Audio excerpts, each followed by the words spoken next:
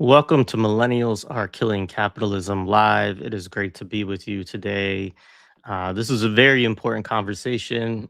I'll just say from the outset that I think for our program, perhaps too often we've taken Cuban socialism and the Cuban Revolution for granted, right? Like it's kind of, for both Josh and I, like a huge touch point, tremendously important to all of our politics and things we take seriously, right? And in certain ways, what I mean is we've taken granted that it will be able to defend itself from 90 miles off of the coast of U.S. empire, and probably haven't spent enough time as a result of that, like talking about how important it is and all the work that has been done and their revolution and so on. So today we're going to have a conversation with historian Alex Aviña, who folks know, frequent guest of this platform, more and more out there as a public intellectual. So you might have seen him breaking down, Cinco de Mayo on CBS News, or that might not have been what it wasn't CBS News, but uh, no, Alex is great. He's a good friend. I'm happy to see him out and being asked and invited into these different, more mainstream spaces, honestly, because the analysis that he provides is really important. And, you know, I don't want it to be held captive to just our little pockets within the left. So thank you to him for joining us today. For folks who don't know, Alexander Aviña is a historian and a professor. Um, and his focus, is often on 20th century Mexico with an emphasis on revolutionary movements, the Mexican left, state violence, terrorism, immigration, and the history of narcotics production and trafficking. Is a number of, recent pieces, also a member of the Anti-Imperialist Scholars Collective. So without further ado, Alex, thank you for joining you, my friend. It's always good to be here with you, Jay. Thank you for having me. And No, for promoting my normie tankyism. So yeah, it's good to be here, man. hey, we need more normie tankyism. So yeah, no, actually, those were really great segments that you've done, and yeah, appreciate the work that you're doing in all those different spaces. So yeah, I mean, I really wanted to invite you on because of all the, we have had conversations over the years about Cuba. We've done conversations with members of NNOC, National, what does that stand for? Somebody will get it for me in the chat, but like folks who have been a part of the Venceremos brigades or other trips to Cuba, right? Talked about Cuba with Stephen Osuna before, who I know like takes his students there every year, right? Um, but we really haven't spent a lot of time talking about the Cuban Revolution and the way that the revolutionary gains have defended themselves under maximum pressure, really, for decades and decades now. And I think it's important to talk about this because I think it's important to talk about the contributions of Cuba to the whole world, like all of humanity, quite genuinely. Um, but also because obviously they're under very serious threat. Raúl Castro, right, has been indicted for, you know, I mean, the charge is like murder, which is like just, and it just shows where this administration in particular, and that's not to, of course, say that the Democrats are great on Cuba, but like this administration in particular is at right now, right, in terms of creating these really outlandish, indictments, and then going to seek out political figures like Raúl Castro is a former president of Cuba, also a very important figure in the Cuban Revolution, obviously the brother of Fidel Castro, um, and to try to then create a pretext for these invasions, like we saw in Venezuela with the kidnapping of Nicolas Maduro, right, and so on and so forth. And so this, I don't think we're speculating. The bourgeois press, Marco, like all these people are talking about this stuff quite openly in terms of what they intend to do, right? And so I think it's important for all of us to continue to have conversations, and I do hope that in the coming days we can also have conversations with some organizers as well, because there are things that people can do, particular people who have been made visits to Cuba and made connections with people. Musa Springer has talked about, like, you can actually buy groceries for people through the private stores and things like this. Like, so there are different things that people can do to support folks in Cuba right now, because there's been obviously these blackouts, the denial of oil for months and months now, other than the one cargo ship of Russian oil that came in, right? Yeah. So yeah, I just wanted to say that a little bit up front to kind of frame out some of what we want to do today. I don't know if there's anything you want to say at the outset. Yeah, I mean, I think to start with the present, I mean, this is the most difficult situation I think that Cuba has experienced to date, other than like the special period that we'll talk about in the 1990s, at least like the first half of the 1990s. It's quite obvious that the Trump administration is pushing for a form of regime change. It's using the U.S. legal system in an extraterritorial way to justify operations like the kidnapping of Nicolás Maduro and Celia Flores on, I mean, it's essentially fake charges of narco trafficking. They made up a drug cartel to justify his detention. And now they're, one of the reasons that I've seen given to why the U.S. wanted Alex Saab is to build another case against Nicolás Maduro, because the previous case maybe looks kind of shady. And it would be kind of funny, right? Like if Nicolás Maduro actually finally takes the stand and wins, I don't think the U.S. will allow it to happen. But in that case, it would show the politicization of the U.S. legal system as applied in extraterritorial fashion as another arm of U.S. empire and increasing imperialistic control or effort to reassert imperialistic control over Latin America. That's the way we can read the Raúl Castro indictment as well. A man who's like 94, 95 years old, who's being charged for allegedly ordering the shooting down of these two Cuban American planes that were part of an organization called Brothers to the Rescue. I mean, we have, National Security Archive is a great resource that people should check out online and I think we might show a couple docs from there, but the work they do, people like Peter Kornblue, I think Peter Kornblue and William Leogrand have a book on the history of like backdoor diplomatic channels between the U.S. and Cuba after the revolution. And I think it's in that book where they discuss that the U.S. government had been telling Brothers to the Rescue not to do these flights because they expected some sort of like catastrophe or violent effort to happen. And it did, right? You had these two planes fly in. There's dispute over whether they were shot up by Cuban MiGs over international waters or whether they were actually in Cuban waters. There's a lot of discussion. Anyway, without getting into the details about that, it's just once again using, like, who the fuck cares about U.S. law in Cuba or in Latin America? Why should that have any bearing? Well, it only has any sort of bearing because the U.S. has the imperial might to back it up. You see this in Mexico now too. They're indicting not federal level politicians yet, but they're going after like former state governors on drug charges as well, right? So that's just, we're seeing, I think, one arm of U.S. empire, past and present, is the use of the U.S. judicial system and legal system to go after individuals, and that's what we're witnessing right now. On top of what you discussed already, Jay, which is the slow genocidal strangulation of this island nation. Beginning when Trump assumed office in early 2025, and Trump using tariffs and other threats to prevent not even Venezuela. I think by 2024, the country that was providing most of the oil to Cuba was Mexico, not Venezuela, because Venezuela was experiencing its own economic warfare at the hands of the U.S. So that not allowing, or Trump using threats and tariffs to threaten countries like Mexico to not supply the island nation with oil has had a catastrophic effect on top of all these other sanctions that we can talk about, right? There's been some sort of at least partial embargo or blockade on the island since 1960. And in different moments, particularly in the 1990s, you see this ratcheted up in the form of congressional legislation that now makes it really difficult to get rid of this blockade.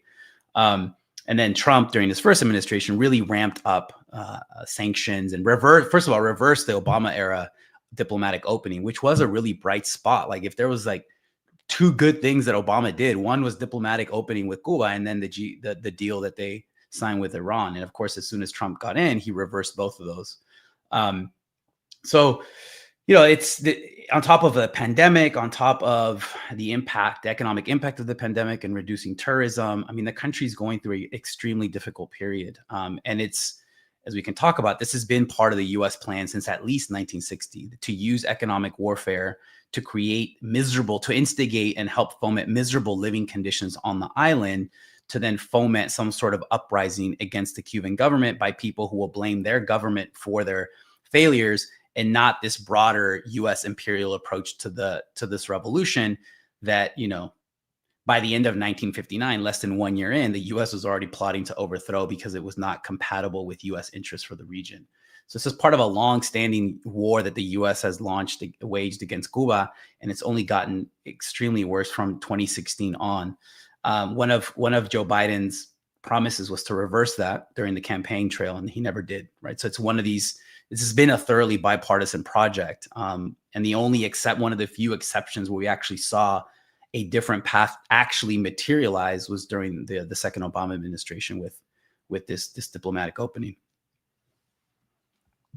Yeah, I've heard similarly. Again, Musa Springer the other day was talking about being there shortly after, that diplomatic period with Obama, and the improvements, right, of the quality of life of people were palpable, right? So it's like, Yeah. I mean, obviously we're critical of Obama on all kinds of issues, but if there, like you said, if there's one thing to, and certainly could have gone further on that, right? But like, at least it was some easing that has just been, gotten worse and worse since then. I mean, part of the history of the US and Cuba is paths not taken. Like throughout the revolutionary period, there's been opportunities for US officials to change course, right? And that's why I like Peter Kornblue and William LeGrand's book, because they do such a great job of tracking these paths that were not taken that could have radically changed the historical trajectory of the relationship between two countries whose histories have been intertwined from the very beginning of each, right? Like that's another thing we could talk about. Like these two countries, like Ada Ferrer, who's a Cuban historian, has a book called Cuba and American History. And the title says it all. Like Cuba's history is US history and vice versa. These two countries have been intertwined since the inception of both. And even before the revolutionary period, there's been opportunities for the United States to act differently toward this island nation. And with the exception of this diplomatic opening in 2015, 2016, or 2014, 2015, the U.S. government has, in the business class and political elites, have chosen empire, and essentially that's why we get the revolution in the first place. That we can talk about. The revolution exists because of a long history of U.S. semi-colonial, constant military intervention and economic hegemony and monopolies over the island. Right, like when the revolution emerges, it was a national, popular, democratic revolution that wanted the reassertion of national sovereignty and the achievement of social justice. Why did they want that? Because this was a consequence of living under U.S. semi-colonial rule since 1902, essentially, with the passing of the Platt Amendment that later gets taken out in the 1930s. But there's a reason why these revolutions emerge, right? Even Fidel Castro has, I think he was up still in the Sierra Maestra Mountains when he gave an interview, and he's like, "Listen, like revolutionaries don't just emerge out of nothing to do this for fun." Like there's conditions that create revolutions. And if there's one thing that will allow us to understand why the revolution even broke out in the late 50s and why this revolutionary nation continues to survive to this day, it's that intertwining of national sovereignty, the demand for national sovereignty and self-determination, at the same time that they're demanding the application of social justice. Those are the things that continue to push and inspire and allow some sort of continuity and survival against all odds of Cuba. Like this is the fact that you still have a government that identifies itself as a revolutionary government. The fact that it still has with all the internal critiques, internal contradictions and protests against this government and its system. The fact that it's still surviving is miraculous, right? I mean, it's against all odds. I'll put it that way. This revolutionary process would not have survived so many decades had it not continued to obtain and possess some level of popular legitimacy. And this is something that you don't really hear, right? In like the US mainstream media, we tend to still get a cartoonish, one-dimensional depiction of this, totalitarian nation that somehow has managed to hold over perfect hegemonic control over its population for decades, whether it's deceived through trickery, through deceit, through outright, horrific levels of coercion or violence. You get a lot of this stuff coming out of South Florida. I remember when I was teaching at Florida State University, there was an incident where the manager of the Miami Marlins at the time, Ozzie Guillen, said he's Venezuelan, and he said something about supporting Hugo Chavez, and he said something positive about Fidel Castro, and there was an uproar. And Dan Levitar, who's a Cuban-American sports journalist, I remember his response to that was like, how dare he say something like that? To us, Fidel Castro is our Hitler. And it's just like, what are you, like, that level of hyperbole and just disconnect with reality is what fuels a lot of the revanchist politics that we see now at the highest levels, especially in the form of Marco Rubio, of a presidential administration like the current Trump administration. Like that kind of disconnect, cartoonish, evil representation of individuals like Fidel Castro and Raúl Castro. And Americans are generally not allowed, it takes some study on your own, but the images that we get presented then are this idea of like, we have some sort of like Machiavellian Godfather figures who are able to like manipulate the consciousness of millions of people on the island. And that's why this process has survived. When in reality, part of the reason why this process has survived is because of US intransigence, right? Like the fact that the US has constantly attacked the Cuban Revolution since 1960 has given people on Cuba an external enemy to define their revolutionary process against. One. And two, people on the island know history. People on the island know how to read geopolitics, and they've witnessed what the US has done to pliant, proxy, sellout Latin American governments throughout the 60s, 70s, and 80s, right? They saw what the US was doing in Central America in the 70s and 80s, backing military dictatorships and genocidal death squad regimes, right? Like they know the alternative of what will happen or what could happen if they don't defend a revolutionary process that, again, with all of its warts and Turner contradictions and missed opportunities and mistakes, nonetheless continues to survive, right? And the only one way to understand that survival is to admit, to recognize that it still retains some high level of popular legitimacy. And I think it's important to signal that, right? Because that's the only way we can understand the longevity and the depth of the support for, or another way to think about is the profound impact that this revolutionary process had in changing people's social and political consciousness on the island.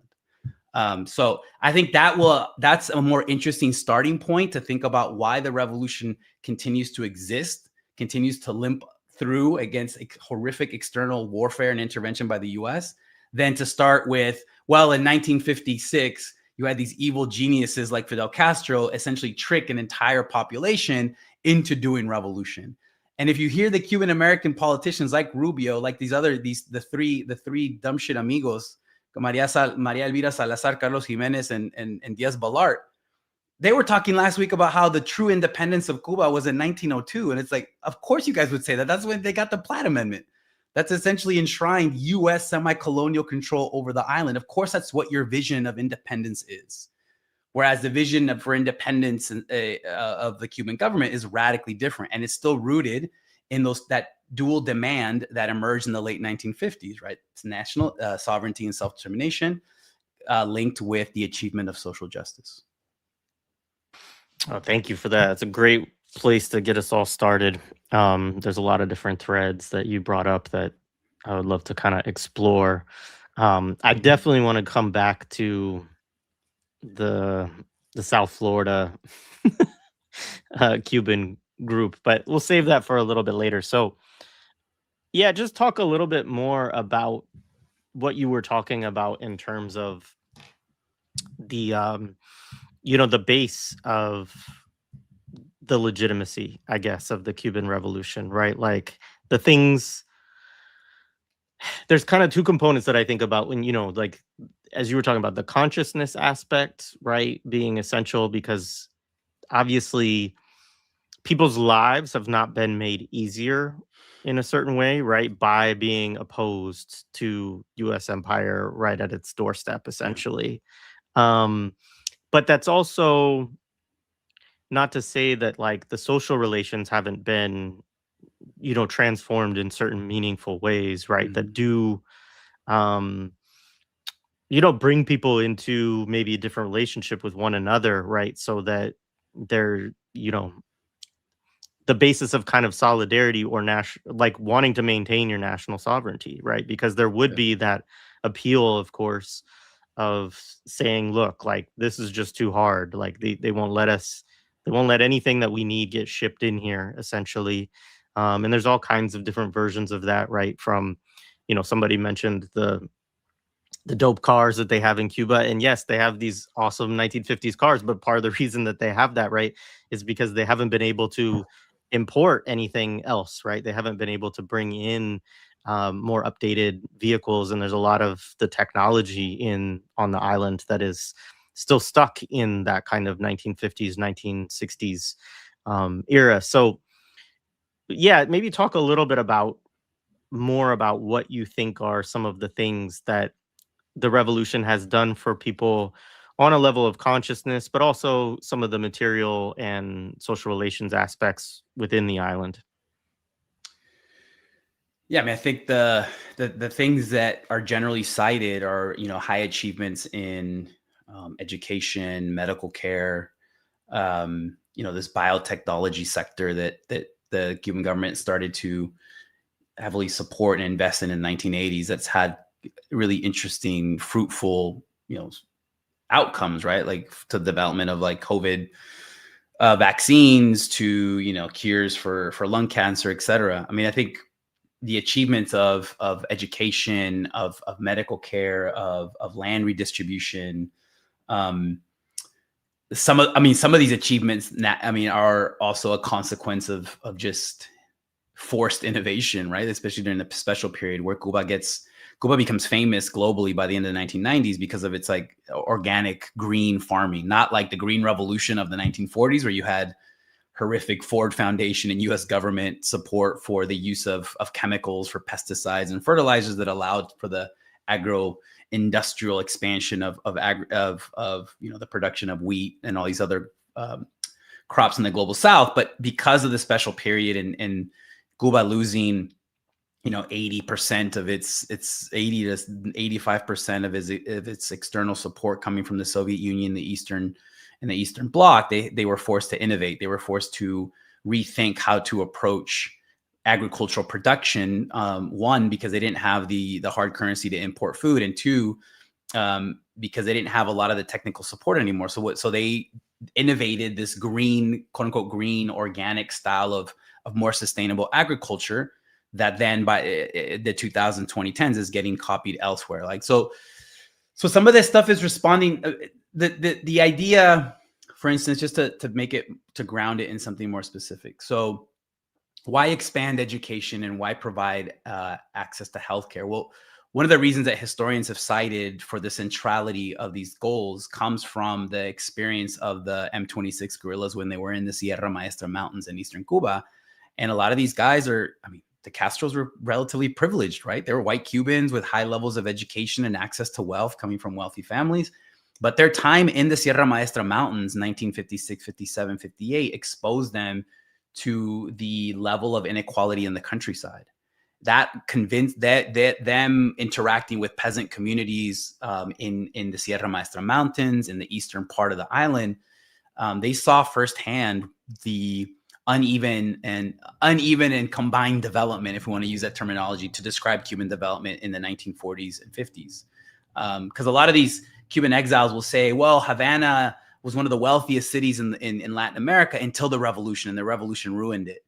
And they're not all the way, they're being disingenuous and somewhat dishonest, but they're not all the way wrong. But there was a stark, in an economy that was almost wholly dependent on sugar production, there was a huge gap in socioeconomic development in the countryside versus a city like Havana.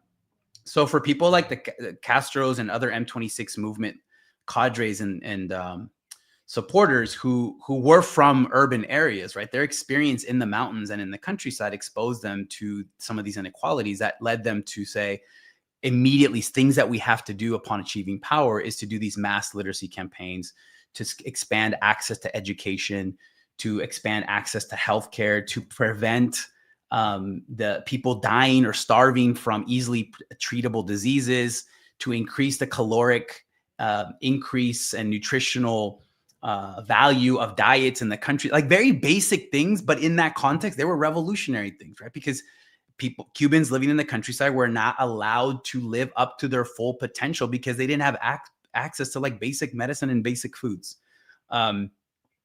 So this is one of the reasons why these things become such a central component particularly in the first decade of the revolution throughout the 1960s. How to reduce that level of inequality between the city and the countryside, and how to equalize and provide general access to healthcare, to medical care, to literacy and educational opportunities to all Cubans. And that has remained, right? Like, this is one of the most highly educated populations in Latin America for sure. And this is one of the reasons that has allowed, what some scholars have referred to as like medical internationalism to become such an important part of Cuban foreign policy, right? The sending of thousands of highly trained Cuban medics to parts of the world where they don't have access to healthcare. I mean, we had Cuban eye doctors in the state of Michoacan, where my family's from, and like I think it was like the late 90s they started arriving, and throughout the 2000s. And if I remember, they also had Spanish literacy teachers, but people didn't like their accent. I don't think they lasted very long, but they loved the Cuban doctors, right? Because for the first time, people in the countryside in Michoacan were getting access to really good medical care. And so now medical internationalism and the sending of Cuban doctors throughout the world has become such an important component of Cuban foreign policy. I remember when the pandemic started, and I think it was northwestern Italy Bergamo was getting ravaged. One of the first videos I remember seeing coming out of that scene was the arrival of like dozens of Cuban doctors to help that part of Italy through the most horrific part of the early COVID pandemic, right? So I mean, that's pretty amazing, and that's marked a lot of their foreign policy in the last 20 years, and until recently, it's only been within the last, I think, 15, maybe 20 years that they essentially started charging some of the countries where Cuban doctors were providing services. And to provide a contrast with the current Trump administration, Trump has forced a lot of countries to kick out Cuban doctors. So you've had these really, to me, really poignant, tragic scenes where Cuban doctors are leaving Jamaica, leaving different Central American countries, leaving Sicily, right? They were in Sicily providing access, and like Trump even forced the Italians to expel Cuban doctors. I mean, I think that's a really stark contrast. But if part of the reason why, to get back to my original point, the reason why the central goal of the Cuban Revolution in 1959 was self-determination, national sovereignty, and social justice is because the history of U.S.-Cuban relations, right? We can spend like 3 hours talking about this, Jay, but fundamentally, as I mentioned earlier, the histories of both of these nations have been thoroughly intertwined from the early 1800s, when you had someone like John Quincy Adams, wanting to buy Cuba and saying that Cuba was that apple that fell just a little too far from the American tree during a storm. You had a bunch of U.S. Filibusters during the mid-19th century who were leading, Cuban and American paramilitaries that were trying to take over the island and make it free from Cuban control. You had several efforts for Cuban independence throughout the last part of the 19th century, culminating in the third effort in 1895. And this is where we have a movement led by people like Jose Marti, where you have the emergence of a Cuban nationalist ideology that was, because it was under Spanish control, it was anti-colonial, but it was also anti-racist. And so in a moment where you have much of the Western colonial world recolonizing or reconquering large swaths of Africa and parts of Asia, you have this independence insurgent army in Cuba where you have Black Cuban officers leading white Cuban rank and file soldiers. So from this particular moment, and this is predicated on the writings and the ideas of some of their leaders like Jose Marti and Antonio Maceo, right? The idea that in Cuba, independence from Spain necessarily entails an anti-colonial multi-class movement, but it also has to be a movement that is anti-racist, because Cuban colonial supremacy and hierarchy was premised on a particular form of racist division. And by the time they're waging war against the Spanish in 1895, the U.S. intervenes in early 1898 when the USS Maine sails into Havana Harbor and mysteriously blows up. The Americans blame the Spanish, and we get the Spanish-American War, the splendid little war, in the words of one U.S. Political official.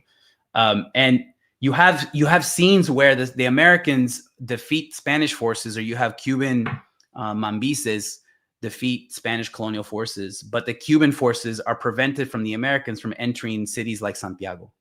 The Americans are the ones who want to claim the credit. They want to claim the victory. So you have these episodes where in the southeastern city of Santiago, the American forces who use this military conflict to finally put to bed the old Union and Confederate division. Now they're working together to wage empire against Latin America.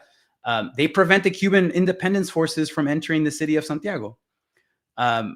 Fast forward to January 1st, 1959, Fidel Castro and Raúl Castro and their forces enter the city of Santiago. And what do? They say, this time we are entering the city of Santiago. This time we are taking over, right? So there's just like one example right there to show how the function of historical memory and this aborted independence structure or movement in the late 19th century will fuel and feed the revolution that takes place in the 1950s. Well, thank you for that historical backdrop, Alex. I appreciate it. So we have a special guest that is able to join us. So Musa Springer is going to join us. Musa from Groundings podcast, also Black Liberation Media. I think you're on there more and more these days too. Good to be with you. Definitely wanted to have you on. You and I were texting back and forth this weekend, and initially we were going to do this, the three of us, but weren't sure that it would work out for your schedule. But I'm glad that you were able to join us. So, I mean, Musa, you've been to the island a number of times over the years. Maybe you could talk a little bit about what things are like now, and just also any calls, anything you want to share in terms of, I know you've been talking about ways people can support and other things like that. So whatever you want to share from that perspective. Yeah, no, I appreciate that. I did get off work early today, thankfully, and I was also enjoying, Alex, listening to the historical overview you were providing. I'm a member of a Cuban organization called the Red Barrial Afrodescendiente, and so it is a popular education, essentially neighborhood by neighborhood, anti-racist organizing effort in Havana and Matanzas. And so my view tends to be from the ground up, in a sense that the impact right now and the situation that Cubans are facing, most will tell you it's worse than the special period of the 90s. Most will tell you that one of the reasons why it's so difficult right now, it's the blockade, and the US has successfully propped up a private class that used to be a small informal Black market, is now succumbing and overtaking the public sector in many ways. And so what the Cubans will tell you in relation to being worse in the special period is, back then we had no food. Now we can see the food, we just can't afford it. That's a line you'll hear a lot in Havana. And so I just want to really uplift that, like, the situation is extremely dire right now. I mean, we're talking genocidal. I have one friend, and she can't walk right now because she can't get her pain medicine for her bones. She's having to sleep with a cup next to her to pee into at night because she can't get to the bathroom. I know someone who had surgery recently and had to bring the gloves and the mask and the PPE for the nurses and doctors to use. So just the level of deprivation that the U.S. is imposing on the noble Cuban people is extreme. And I don't think the average person in the US realizes the extreme level of suffering going on. So I just wanted to start with that. And then also, Cuba is an African island that endeavored on an African revolution. Going back even before the Partido de Color, the earliest revolutionaries on the island were the revolting Africans, and every revolutionary since then has started at that historical point and said our movement is building on what the Africans began, right, and have carried out. And so we see people surviving right now on the island through their revolutionary system by actually leaning into this Africanness, leaning into their spirituality, leaning into the kind of community that's formed through that. So yeah, I'll stop there because I could keep going, but I just wanted to really open up with that. No, thank you for doing that. Can you help explain, because obviously, I mean, and both of you may have something to kind of add on this point. You know, we've talked about the blockade for decades and decades, right? And so I think helping people to understand what has made it so much worse in the last few years, and especially over the last, you know, whatever, 8, 9 months or so, that it has gotten even worse. Like, Musa, maybe you could start, and then Alex, I don't know if you have anything to add in from like a historical perspective on this, but help people understand like what is qualitatively different right now, because obviously there have been all of these efforts always to kind of prevent certain things from being able to come into the island and so on. Sure. I think my history of this would be a little bit more brief, but I really want to focus in on the pandemic to now. And so the way someone like Mumia Abu-Jamal described it is there was a convergence of forces. And so you had under the Trump administration a ratcheting up of sanctions of the blockade, the reversal, as y'all stated earlier, of several key Obama era changes that brought positive. You know, it's funny coming from the US and being so anti-Obama, and then you go to Cuba and you'll see pictures of him in people's homes and stuff.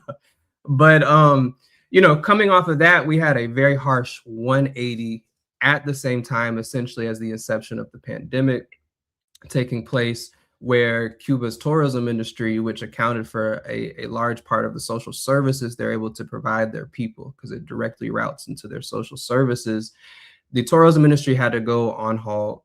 There's a luggage embargo that was placed by Trump, maintained by Biden, that now restricts the amount of humanitarian luggage one can carry via plane to Cuba from the US.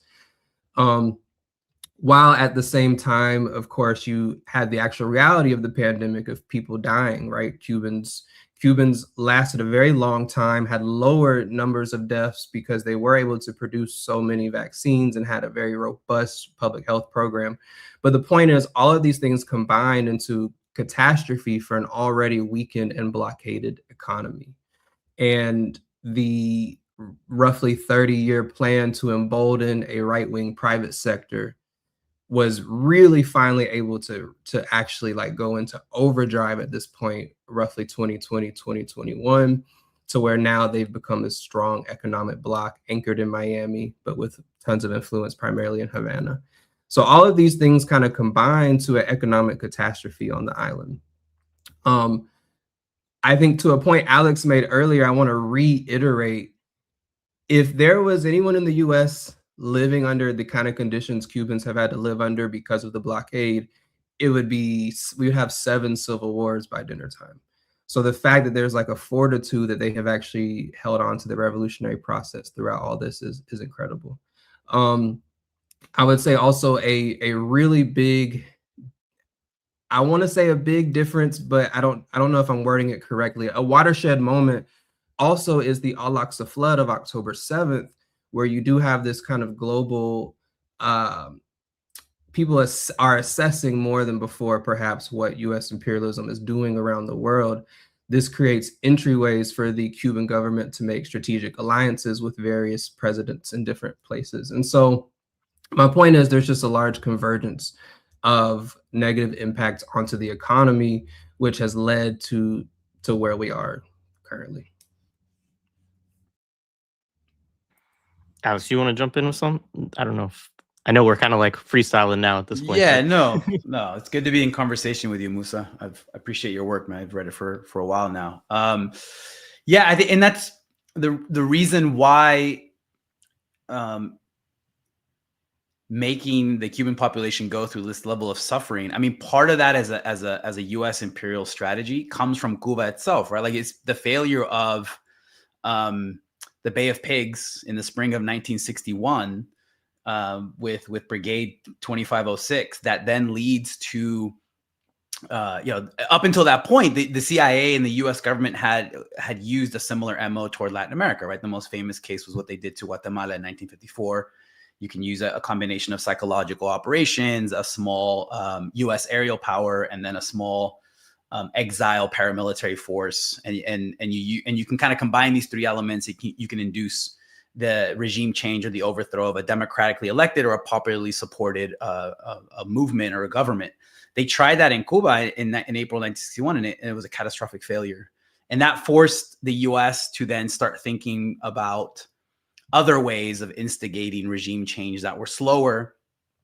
So in a way, it was the first defeat of the Yankee Empire, as the Cubans would call it, right? In Playa Girón, the Bay of Pigs, that then led to thinking about using economic warfare and other covert methods to destabilize slowly the revolutionary government in Cuba, that then gets applied to other countries in Latin America throughout the 60s, 70s, 80s, to Venezuela today, right? There's a couple of exceptions, like the invasion of Dominican Republic in the mid 60s, and then the operation to take out Noriega in Panama in the late 80s. But that's what we're seeing, like culminations of decades of this approach, right? Like one of the things that I try to teach my students, and using like declassified documents, right? So these students don't think that I'm making shit up or I'm trying to like convince them of a certain posture. It's like this national popular democratic revolution takes over on January 1st, 1959. And by September of that year, you already have U.S. government officials saying like, this revolution is not worth saving. Like that's a direct quote from a State Department official. And then by 1960, you already have these like covert operations happening on the island. This is like what, 1 or 2 years before the Cuban Revolution announces itself to be of socialist character, and then later announcing itself to be a Marxist-Leninist revolution. So that's and then if we think about why, it's because of the model that the Cuban Revolution was providing for all of Latin America. Like the Cuban Revolution was internationalist from the very beginning, not just because it had people like Che Guevara participating in the revolution, but because this goes back to like the 1890s, right? Its vision, as Musa was saying, as an African revolution, it's had an internationalist component at its core from the very beginning. And its model of popular sovereignty, of social justice, of national sovereignty that then can lead into economic sovereignty in that moment in Latin America. And I would make the argument to this day, it remains a subversive, radical example for Latin America. That was too much for US empire to tolerate.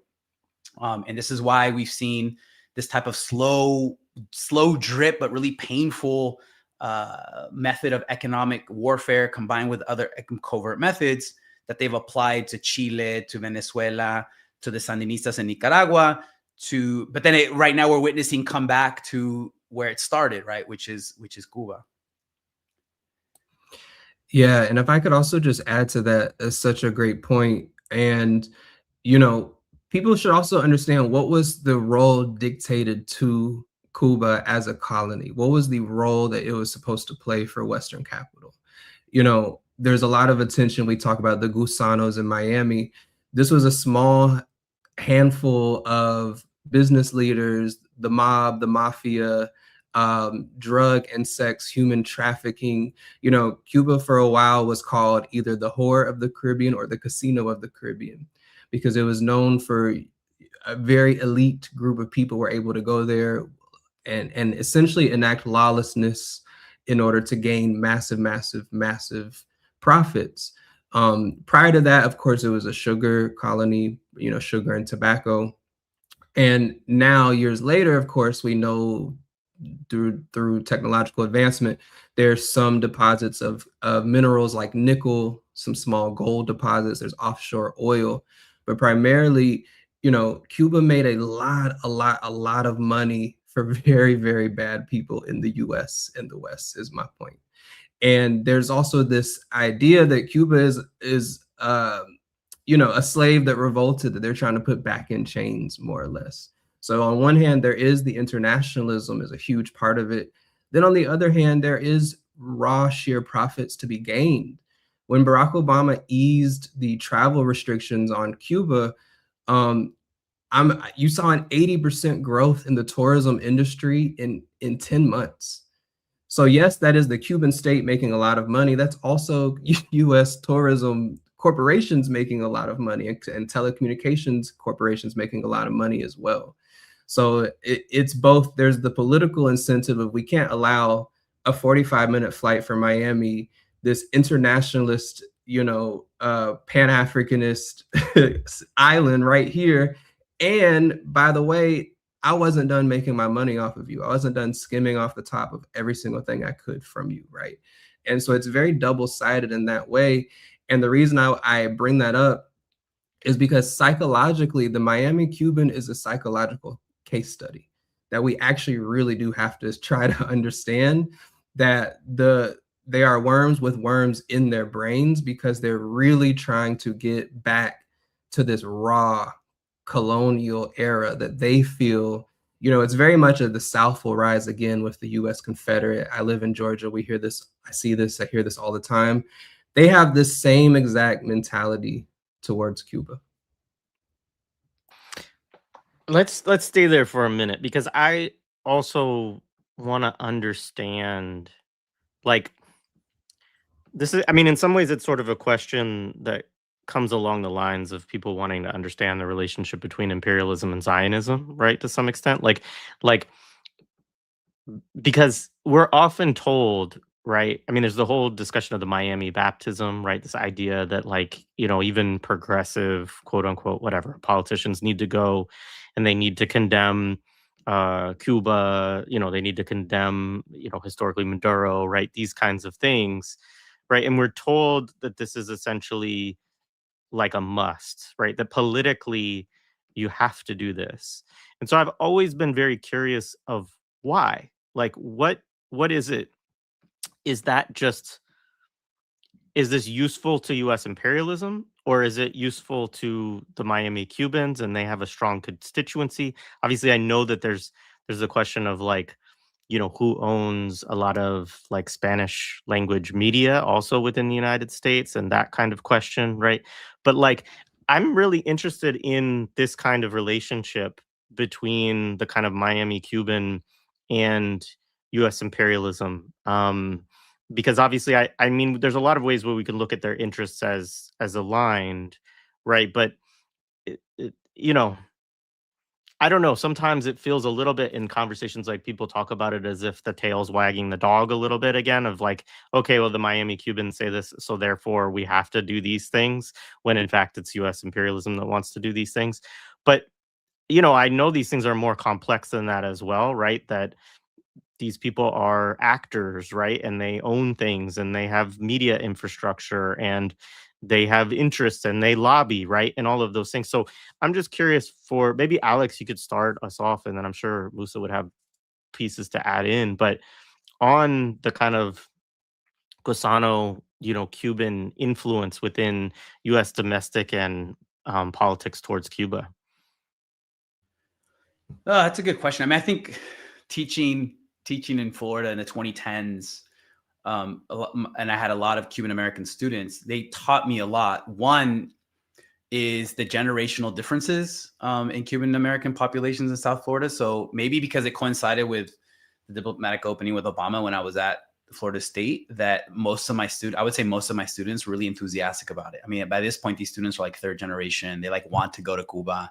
I mean, they've grown up hearing a lot of shit at home, and they would tell me, when I would start my module on the Cuban Revolution, I would start by, all right, let's hear your family histories. And you can imagine what the family histories were like. Fidel personally came to our house and stole it, kicked us out, like that kind of stuff. So you have some family histories or oral narratives, right, that were very important to these young people, but they were not as, I mean, it's just a product of time, right? Like, they weren't as, like, hard. They weren't going to go and join Alpha 66 or Omega 7, right? Like, they wanted to see that diplomatic opening happen between these two countries. What they also taught me are the importance of the difference in migration waves, right? And this is really important to think about, because there's class dimensions and racial dimensions. It's not like it's not a homogenous group of Cuban Americans in South Florida, right? Like, it's a lot of the people who control the power, the money, the telecommunications, the channels, were part of that first generation that were like professionals, middle class, upper class, white Cubans who fled the revolution. And they managed to arrive first and create a certain power structure in South Florida or in New Jersey. And then you had subsequent migration waves, like in the late 70s or late in the early 90s. But with each subsequent wave, it was more working class and let's say Cubans of color. So by the time we get to Balseros of like the 1990s, a lot of Black Afro-Cubans were coming to the U.S. and they were clashing with that established white Cuban power that we see in like the halls of Congress, right? Like when you think about all the Cuban Americans who get elected to Congress, they all look a certain way, man. That's not by accident. So I had students who were part of, whose parents had come in the early 90s, whose parents arrived to Florida highly educated with like masters and PhDs, but they come to the US and they have to work like service sector jobs, but they send their kids to university. And these kids are all like, they're darker skin, right? They're Cubans of color who would, you would see the clashes with other Cuban American students. That to me was really interesting because I had a very like cartoonish, homogenous view of what Miami Cubans or South Florida Cubans were like. Part of it because I was part of like, my parents were Mexican migrants. So within the migrant community, everyone looked at the Cuban Americans like they talk shit, right? Because they had certain legal protections and incentives that the rest of Latin American migrants have never had, even though we were consuming Telemundo and Univision. I mean, but I grew up in a household where my mom would say, you know, her two favorite historical figures are Fidel Castro and John Paul II. It was a very contradictory take, but she wasn't a communist, but she would say, you know, he was the one Latin American leader who would constantly flip off the United States. So just as like a symbol of defiance, like he beyond just ideology, the Cuban Revolution or someone like Fidel had a certain presence in Latin American migrant communities outside of South Florida and the Cuban American. But like, so I think we have to keep these in mind. At the same time, it's part of a South Florida political culture that's been nourished by, and we've talked about this before, I think, Jay, but it's been nourished by other, let's say, losers of revolutionary processes in Latin America. So like whether they're Nicaraguan, Colombianos, Venezuelans, Brazilian, whatever, they've also brought in their own like highly racialized right-wing revanchist politics that then mixes with what's already there. And this is why when you saw BLM in 2020 in South Florida, like Spanish language, right-wing Spanish language radio in South Florida was insane. Like they associated communism with blackness.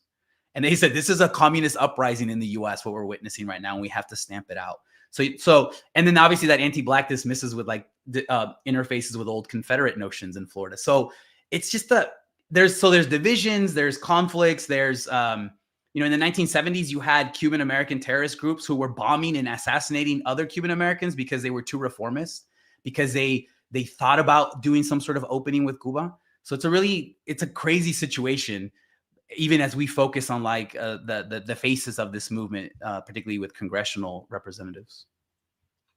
Yeah, and if I could just build off of that, you know, you mentioned merging with the Confederate forces in South Florida, for example. Going back to Dr. Gerald Horne, he has a book called Race to Revolution, and I spoke with him about it. You know, Cuba was the last place in the Western Hemisphere to formally abolish slavery, chattel slavery of Africans. And what happened in the US after the Civil War, the Confederate losers, several of them specifically from Georgia, I want to say Georgia and parts of Florida, picked up their plantation as much as they could, along with their enslaved Africans, and actually moved to Cuba to continue the practice of slavery. And so there's honestly, there are through lines between the first original elite class of elite white Cubans who left for Miami and South Florida, and those Confederate families, quite literally from the US South, who moved to Cuba to continue the enslavement of Africans. And I always bring this up because, one, it's such an important historical thread that I think helps us really understand the political component of those who would eventually migrate to Miami. And two, it helps for Black people, us here in the US, it helps us understand that these connections we're talking about first, second cousins sometimes when we're talking about our Cuban siblings and comrades. And so this is like that original class of Cubans who fled.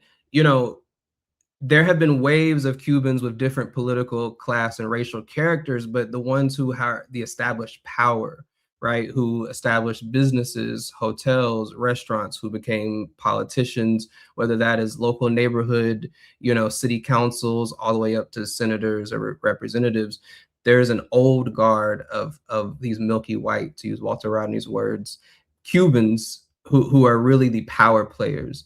You know, I've spoken with, well, and then I'll say too, so what happens is I would say there's almost a split in half. You have a first half of thousands of Cubans who primarily came because more or less they disagreed with the political direction of the socialist revolution, just to put it nicely. And then in the latter half, perhaps the last 20 to 30 years or so, you have people, many who are coming because they're forced by the conditions of the blockade, who do not want to leave their home country, who do not want to leave their home island, right? So you see these divides in Miami. The problem is those who came in the latter half don't tend to have much power. They don't tend to have much capital. They don't tend to have much sway. And in fact, I know I've actually heard this story several times in Miami, where a cousin or someone comes and their Cuban family says, well, you can only stay with us if you denounce Cuba. You can only stay with us. So, you know, you even have Cubans who will come to the US seeking a certain thing, and then they end up sleeping on the floor because their right-wing nut job cousins won't let them stay on the couch type stuff. And so understanding this political character and all these layers is very important, because this is who's pulling the strings, more or less, for Cuba policy from the US. You know, Marco Rubio is like the poster child of a gusano, but he's not the first. And to your point, Alex, about, you know, there were bombings of Cubans. One really, really famous or infamous figure is Luis Posada. Luis Posada was trained at Fort Benning in Georgia, 2.5 hours from where I live, by the CIA. He was trained in Fort Benning, and he did everything from hijacking a plane, which, you know, resulted in the death of 73 people. He was responsible for orchestrating a string of bombings across Havana, but then also in DC. There was declassified evidence that there was a false flag operation attempted by Luis Posada. You know, he has literally the blood of many, many people, of Cubans, Cuban Americans, and Americans on his hands. And what did the US do? The US failed to allow him to be extradited back to Cuba. They protected him.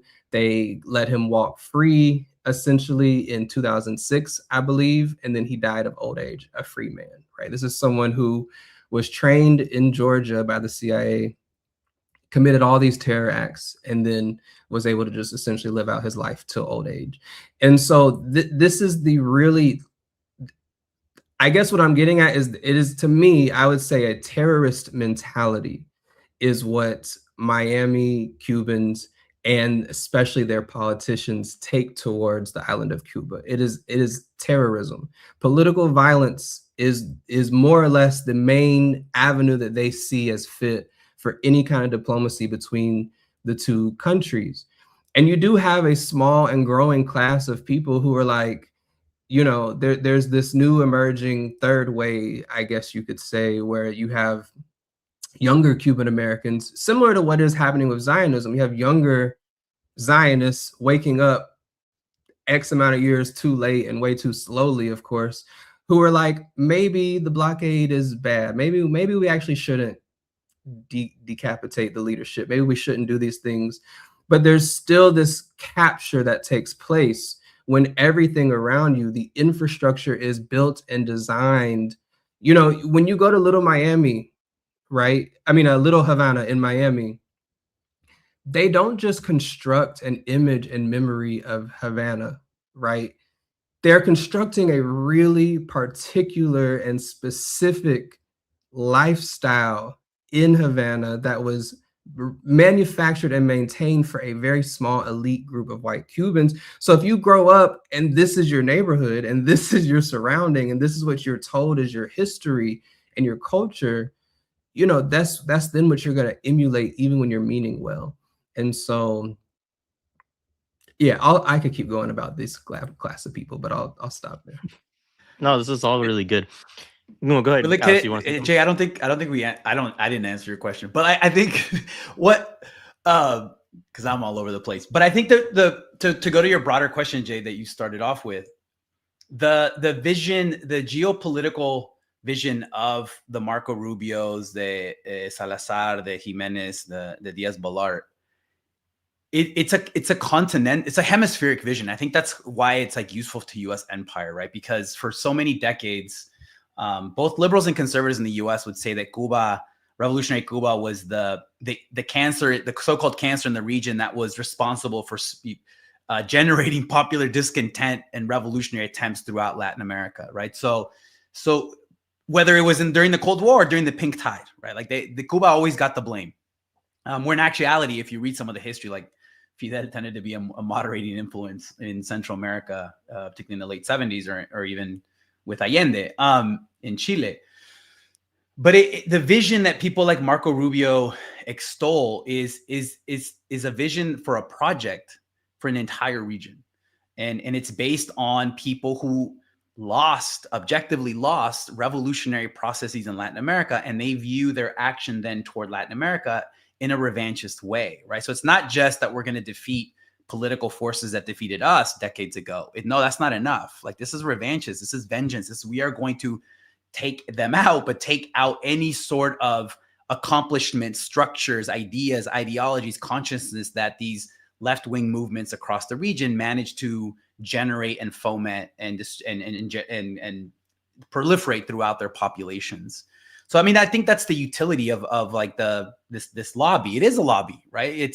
It plays a certain domestic political constituent role. Like we see, it's quite obvious that they help the Republicans, but like the history of this is bipartisan.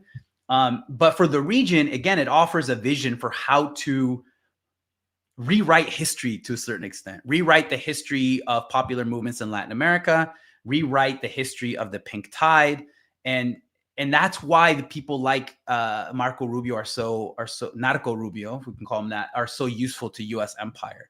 I mean, it also bears, like, Marco Rubio's never been to Cuba, I don't think, one. And two, his family fled in 1956, man. Like, they didn't flee M26. They didn't flee the Cuban Revolution. They fled during the Batista dictatorship that was in power from 52 to 59.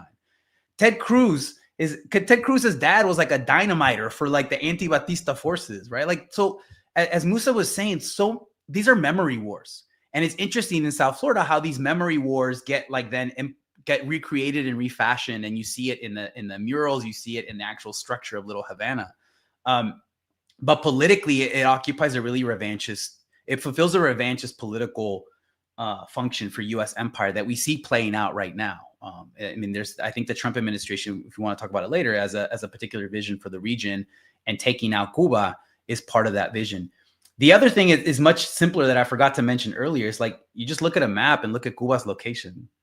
Geopolitically, it's really important, right? There's a reason why after the Spanish-American War, people like Teddy Roosevelt and other U.S. political officials referred to the Caribbean as the American Lake. There's a reason why they wanted to control the Caribbean, related to control over the Panama Canal Zone. There's a reason why they still will not give back Guantanamo to this day. Look at Guantanamo's location on a map. Why is Puerto Rico the world's oldest colony? Look at its location on the map, right? Like, so there's a very like crass geopolitical, commercial, and military reason why the U.S. is still in possession of Guantanamo Bay more than 100 years later, and why it's still more than 100 years later is still in possession of Puerto Rico as a colony. You know, to your point about memory, just last week on May 20th, Cubans in South Florida were celebrating what they call Independence Day. And this paints the exact picture of what you were just describing. This is Independence Day only for those in Miami, more or less. You know, I video chatted with the friend in Cuba, and I'm like, do you know about this? They're like, no, we don't. You know, they're celebrating when prior to the 1959 revolution, a lot of people in the U.S. actually don't even know, you know, Cuba was a more or less informal colony of the U.S. and was under military occupation by the U.S. for many years.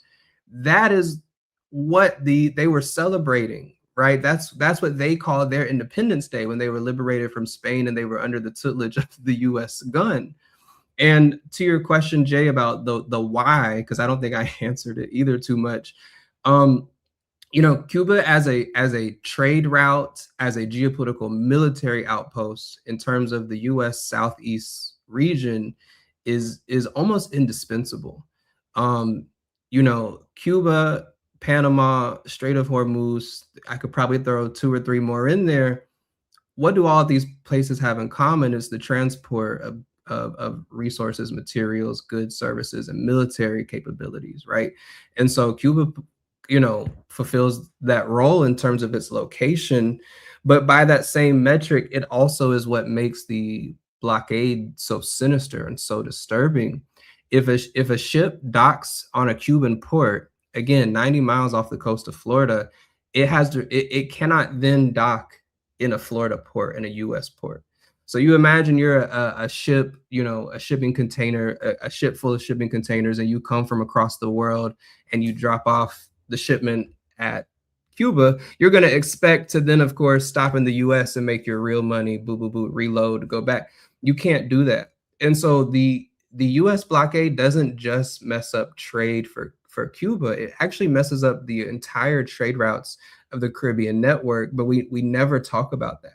It is not a punishment on trade and import and export capabilities solely for Cuba. This also affects Haiti. It also affects the DR. It also affects Jamaica to lesser and to different extents. But I think that this, that's also part of the incentive to recapture is the island. Is I do think, in this era of hyper imperialism, I think the U.S. is like, we have a more sophisticated form of doing this. It's called the gun. They're like the legalese of it all is tiring. Let's move back to where we were X amount of years ago.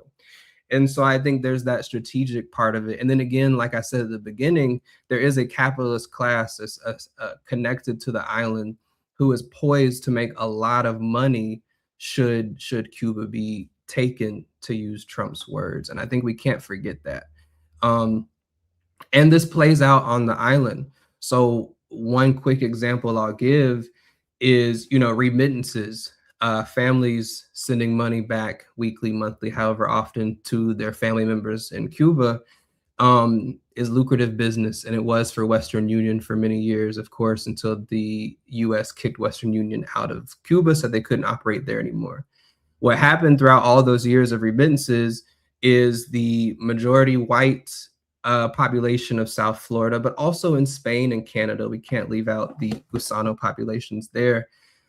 Who are they giving their money to, right? Who are the ones who fled? So what is the character of the people they're giving their money to? They're giving remittances to often white families who are able to then reinvest that money to start private businesses in Havana.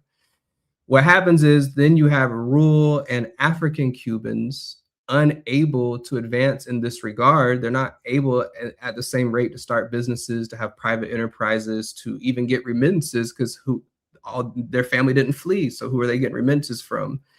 The Cuban government in 2012 does readjustments to the remittance laws. The US calls it, communist evil. You're trying to steal the remittances and put it in the pockets of Raúl Castro.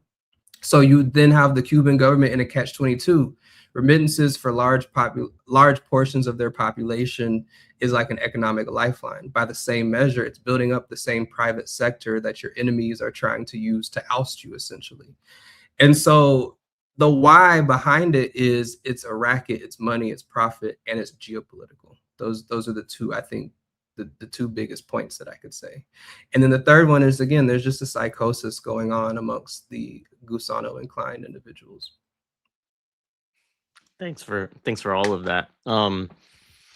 So let's talk about Raúl Castro a little bit, because he's obviously an important figure to the Cuban Revolution itself. He was a president of Cuba for a number of years, but he's, understandably, his brother cast this very large shadow, right? So he's not somebody who people know as much about. And, he's in 94, 95. I keep hearing different ages for him, but in his mid 90s, right? Year-old man who's now being indicted. And so there's a couple of things I wanted to do, which is one, to just talk a little bit about who he is as a figure, right? But also to talk about the incident and the period, right, in which this occurred, where these charges are coming up that are being brought up, we're 30 years later or so, right? So, Alex, you want to kind of start us off on some things on this? Sure. So I think Raúl Castro is generally thought of in like a military capacity, right? He was a minister of defense for decades of Cuba. He's obviously the younger brother of Fidel. In contrast to Fidel, he was a socialist from pretty early on in his life. I think I've seen writings that say that he was a member of the Socialist Youth of the PSP, the Communist Party in Cuba in the late 40s, early 50s. So like Che Guevara, when the Cuban Revolution begins in 56, like these two guys are like, they're not trying to hide their socialist like ideology. They're very clear about it. In contrast to someone like Fidel, who was going through a more protracted political ideological development, right? That didn't start with socialism like his brother Raúl. Fidel had a different political trajectory. He participated in the Moncada barracks attack on July 26, 1953. That's seen as kind of the, if we're talking about memory wars, this is like the foundational moment for the M26 movement, where they tried to attack this military barracks in the city of Santiago as a way to overthrow the nascent dictatorship of Fulgencio Batista, who had taken power after he lost elections in 1952. It was a military disaster, but it elevated because of Fidel Castro's performance in his courtroom speech that leads to this famous speech called "History Will Absolve Me."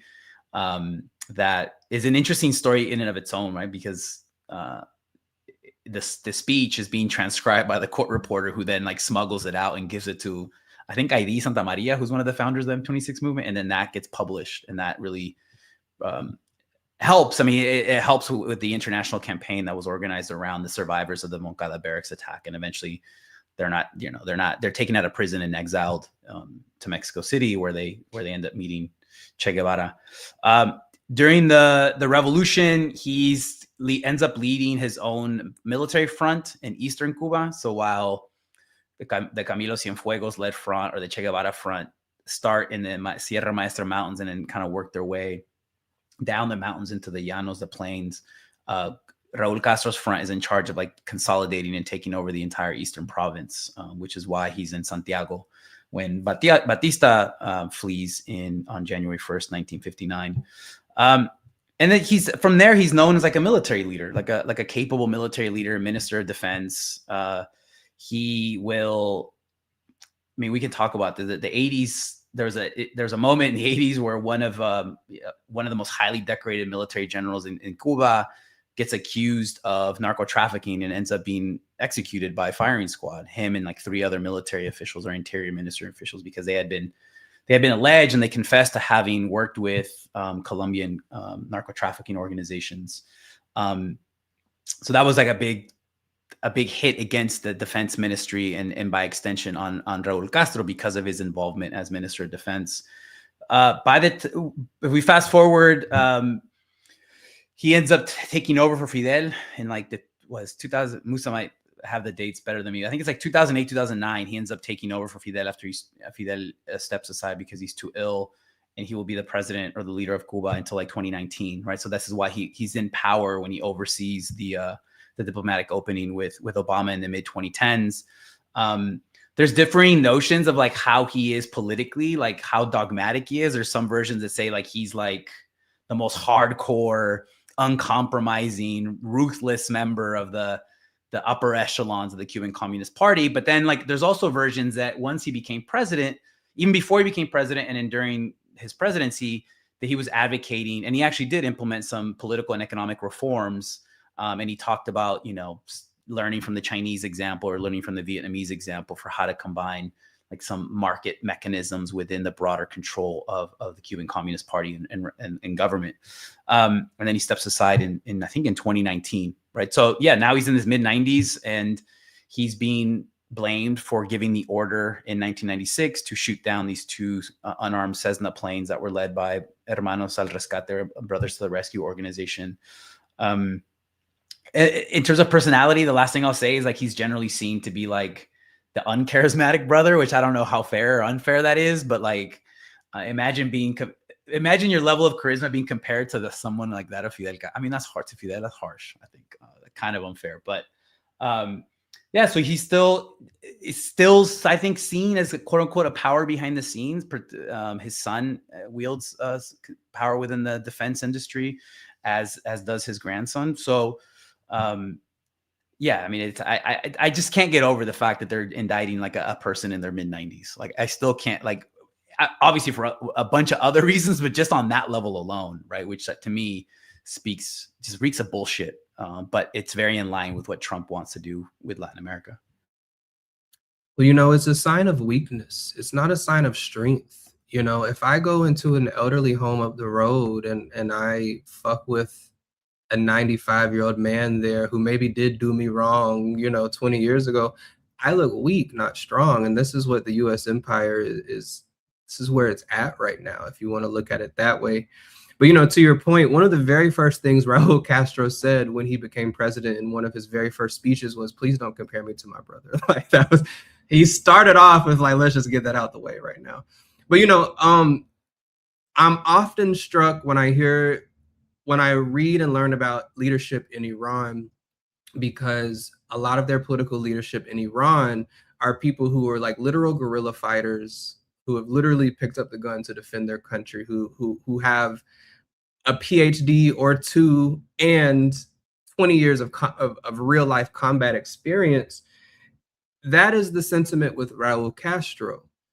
And until you can really understand what it means to have a leader who will pick up the gun to fight for you and your people and your homeland and your revolution, you can't understand the kind of love that the Cubans have for Raúl Castro, like they did for a Fidel or for countless others. And I think that is where, so much of the disconnect in the US discourse I've seen around Raúl, that's where the disconnect is. They're like, oh, this isn't some irrelevant old 95. Yes, but this is also a very symbolic person to their revolutionary process. And also, even despite his status and his role, he still had to work his way up through the party. This isn't just someone who was handed on a silver spoon, whatever he wanted. The Communist Party of Cuba still holds elections. It still has processes. It still has a very sophisticated, actually, political bureaucracy in place that interplays with the state in a very extreme way. And so some people have looked at Raúl Castro as perhaps the more moderate of the two. I don't think these comparisons are also helpful. But he expanded, one of the reforms he's very often credited with, is the amount of private business license individuals could have went from one private business to two.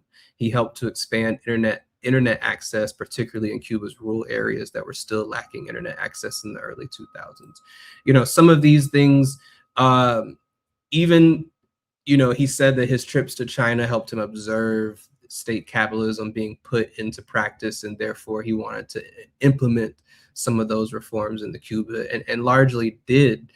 In addition to, CENISEX, which is the National Center for Sexual Education in Cuba, I'm sure I butchered that. He doubled their budget, and he said, actually, the social struggle, the grassroots, the civil sector, that which the state can only support, cannot be a part of, is actually our key to surviving. And so under Raúl Castro, what you see is among these reforms is this even stronger boosting and emboldening and supporting materially, politically, symbolically of the civil sector, of community organizations and these kind of things. And so that's a little bit of who Raúl Castro is. And this 1996 shoot down of the brothers to the rescue, it's almost hard to even say too much about it because it's so absurd. The FAA, the Federal Airline something, now I'm out here butchering the names, but it was documented there were over 25 attempts from the Cuban officials to warn if you do not stop flying unauthorized planes over our airspace, they will be shot down. So if Raúl Castro allegedly did order the shoot down of these planes, what would the US do if planes started flying over the US from China, dropping thousands of leaflets across neighborhoods about how China's so much better than the US and how we need to revolt against the Trump administration? Do you think the US Air Force would give them some McDonald's and say thank you? or would they get shot down? And so I just think there's an attempt to pull us out of reality. Sometimes when we're talking about when they're rewriting this history, there's an attempt for us to make political statements and defend certain things that actually, if you just root yourself in reality of the situation, makes perfect sense. Raúl Castro, like every Cuban, has 100% the right to defend their airspace, to defend their waterways, their land, against an imperialist invader. And yeah, I'll stop there. Well, the last thing I'll say too, it is, to me, it's very ironic that Raúl is who they would focus in on in this moment. They're desperate for any kind of pretext for war. Obviously, they're trying to drum up and create a pretext for war and for invasion or whatever. Raúl himself, his probably biggest legacy on the island outside of his actual revolutionary fighting is people look at him as the one who brokered the deal with Obama to ease the sanctions. He's seen as a peacekeeping kind of force and a force of diplomacy between the two countries. So it's like you're not even targeting the most radical whatever. You're actually targeting someone who on record called in people like Nelson Mandela and said, hey, can you help me negotiate with Barack Obama, right? I mean, this is actually a really big deal in terms of historical memory and how we're going to be framing these conversations. Is like, who exactly is Raúl Castro? Oh, he's the one that wanted peace with y'all. You see what I'm saying? And so, and for the record, every Cuban president, politician, and official has wanted peace with the U.S. That has been the explicitly stated goal since 1959 and beyond. Yeah, they went to a baseball game together. That's what I mean, they're hanging out watching baseball. No, I mean, that's such a good point, Musa. And this is that book that I referenced earlier, the Peter Kornblue and William Leo Grand book on diplomacy. That's the through line. The through line is that from even after the Bay of Pigs, the through line is Cuban political leaders constantly trying to get some sort of negotiation and opening and mutual reopening or re-engaging a relationship with the U.S., but based on the respect for Cuban national sovereignty and self-determination. Like in 1962, in 1963, in 1960, like and then there's interesting moments too where, and we haven't talked about this, and Musa referenced Palestine and Iran, but like there's moments where the only thing that supersedes these efforts is Cuban internationalism.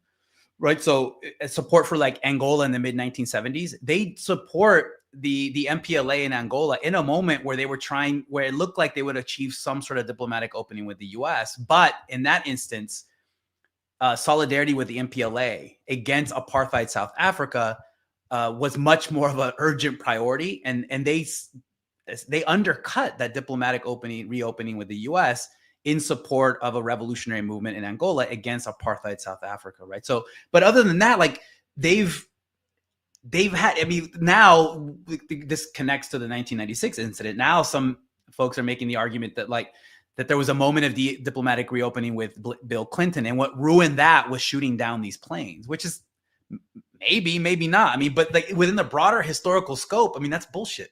That's a bullshit argument, because it's very clear that in this relationship, we see that the U.S. has been a constant supporter of actual state terrorism against the Cuban people. It's ongoing, and we see it today.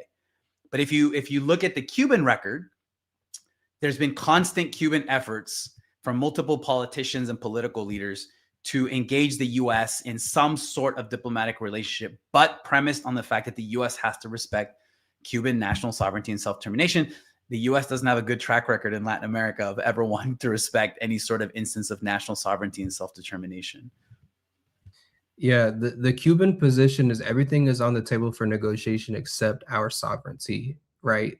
And in the US, we have no concept of sovereignty or self-determination, of course. And just to get even more specific, Brothers to the Rescue, which, by the way, is a sinister name. I mean, is a very, in terms of propaganda or strategic communications, is a very smart, clever name. It was a CIA front. It was one of many nonprofits that was started by the CIA by someone named Jose Basulto. Jose Basulto, who admitted in a court of law, of course, that he was a CIA operative trained. But this, while Cuba is offering negotiations, peace, cooperation, The US has quite literally trained hundreds upon hundreds of extremists, of people who left or were exiled from Cuba. They were trained in places like New Orleans, where they learned underwater demolition off the coast of New Orleans. In Fort Benning, they learned aircraft maneuvering and capabilities. And even in places, some of these exiles were trained in like Nicaragua, Guatemala, all of these different places. And so imagine you're on this island, 10 million people, give or take, and your people are being poached one by one with false promises, trained and turned into extremists, paid to recruit more extremists. The CIA, the documents for Brothers to the Rescue, the CIA helped them found the nonprofit to be a middleman, so that way they did not have direct, a direct through line to the CIA, essentially. And then they go and they attack your island, right? Or they terrorize your island. And so that people have to understand what the Brothers to the Rescue what this whole entire operation actually was, first off. And then to your point also, Alex, you made a very brilliant point. It's not even just at this point the blockade, which is specifically the sanctions that everyone talks about. There's also the state sponsor of terrorism list.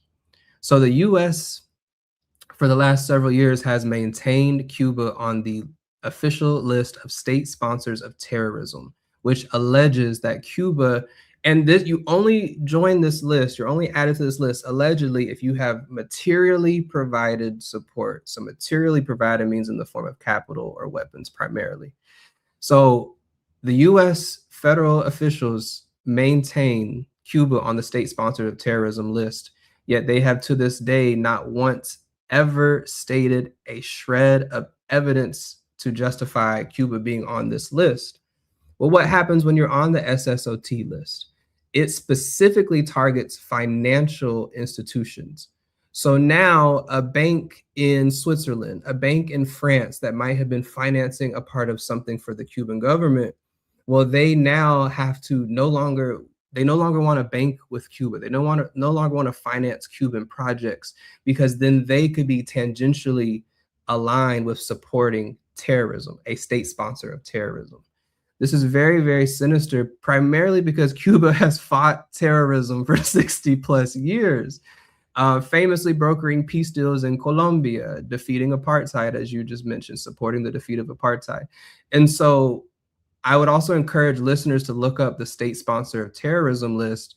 And in fact, if you go to the website of the National Network on Cuba, the National Network on Cuba, NNOC, has put out really, really, really great statements, explainers, and resources to understand the state sponsor of terrorism. But how can you call Cuba a state sponsor of terrorism while you're buying planes for Miami terrorists to go and bomb the island, right?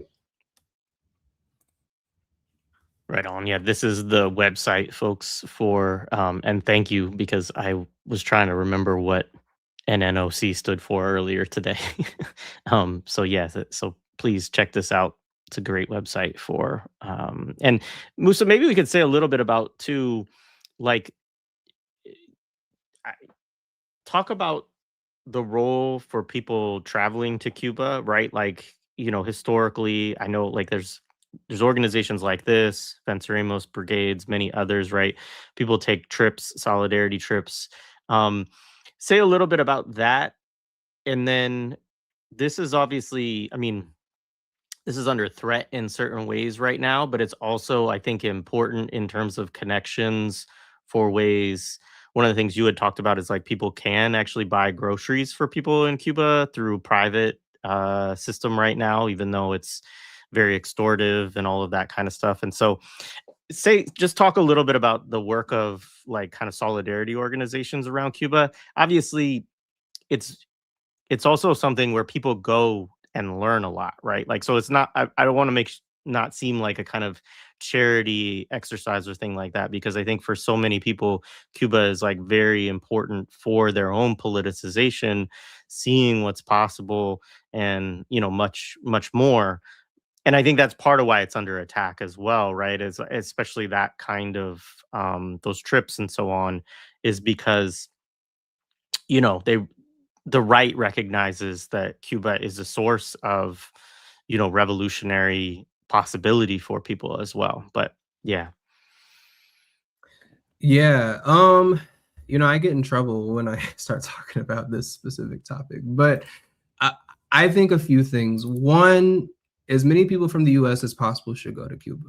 I think you should understand it is legal. You select support for the Cuban people, you go to Cuba. First off, it is legal no matter what they tell you. It takes an extra hour of work to make sure you're doing all the correct things, but you can go there. And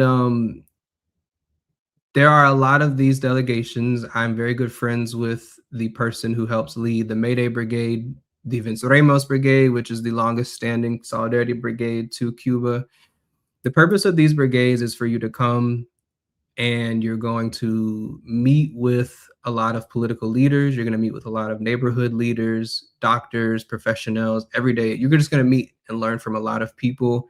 And then you'll also have a chance to actually work and support, whether that is working on a Cuban farm, helping restore homes or paint a building, whatever task, you just got to be ready for it because they're going to give it to you. And I really encourage people who are politicized to an extent to go through a brigade. So you're going and engaging in an organized manner. So you'll have Cuban organizers and US organizers working together to really help you almost have a crash course in Cuban history, and you'll see the blockade for the true naked genocide that it is.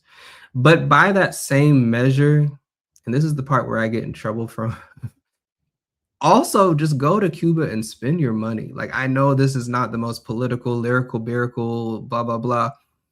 Cubans want you to come and spend US dollars. I'm talking about, I have Cubans who've been in the Communist Party for decades who I know some who are on the other side of the political spectrum. They're like, we are axed out of the international financial system. Tourism here automatically reinvests into our social services. So they do not tend to feel the same way about tourism and tourists as someone in like a Jamaica, right? Or even parts of Mexico or something like that. There's a different sentiment that, like, especially at this moment right now, we actually want you to come. We need you to come and to spend money. So that's just one part of it. That's not like my whole politic around it. That's just me trying to reflect back what's been told to me. The second part is, if you have attended a delegation, or even if you just know anyone in Cuba, there are a small handful of websites that allow you to do food deliveries and grocery deliveries. It's extremely limited on the amount of items that they actually have. And in fact, I mean, Jay, I know we used to do a lot of prison organizing together. It's very similar to the way that there's about 2 to 3 main companies who run the food in all of the prisons. Therefore, a box of ramen can cost $8, $10. A bottle of water is now $7. So there's a small, tiny class. There's 3 websites. There's Cuba Llama, Supermarket 23, and Catapult. And these websites are owned by primarily rich people in Spain and Miami who run these operations. But if you've been on a delegation and you've made connections with people there on the island, reach out to them and say, hey, can I send you a grocery order? Have you ever heard of Supermarket 23? Unfortunately, Supermarket 23, which is the most popular one, was island-wide. I think now it is only in Havana because they're running out of supplies. But, a lot of people on the left come back from Cuba, and I look on Instagram and it feels like someone just took a missionary trip. There's no long-lasting connections made. There's no plans for how you're going to integrate Cuba and this organizing into your ongoing community organizing effort. There's no discussion beforehand of like, I need to make sure I get everyone's numbers and emails and contacts so I can stay. There's none of that. A lot of people go, they get a tour, they come back, they talk about it one time, they had their missionary trip. They'll go to church the next Sunday that rolls around. And I think that is such a disturbing approach that is so common. I'm not like blaming individuals, but this is the common understanding of how you should do these things.